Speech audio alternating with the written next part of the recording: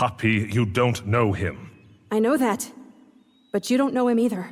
You don't know what his motivations are. Why he would keep quiet. I knew what he'd said about the Red Pearl, and I was sure it also applied to the Rise. But it was more than that. The fact that Hawke was willing to risk being charged with high treason to help those who'd been cursed spoke volumes about who he was as a person. I didn't feel right sharing that with Victor, though. There was a reason we didn't know the identities of others in the network.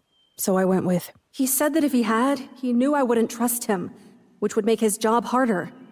You have to admit, he has a point. He does, but that doesn't mean you shouldn't be careful. And I understand, I do. Understand what? Like I said before, he's an attractive young man. That has nothing to do with it. And you've been surrounded by old men like me. You're not all that old. Thanks, I think. It has nothing to do with how he looks. I'm not saying that I don't think he's attractive. I do. But that's not why I trust him. And that was the truth. My faith didn't stem from what he looked like. So, you trust him? I told him why I needed to be out on that rise. I told him about the night my family was attacked. You know how he responded? He listened to my reasons, and the only thing he said was that I needed to wear better shoes. I trust him, Victor. Is there a reason I shouldn't? He hasn't given us any reason to doubt him. I know that.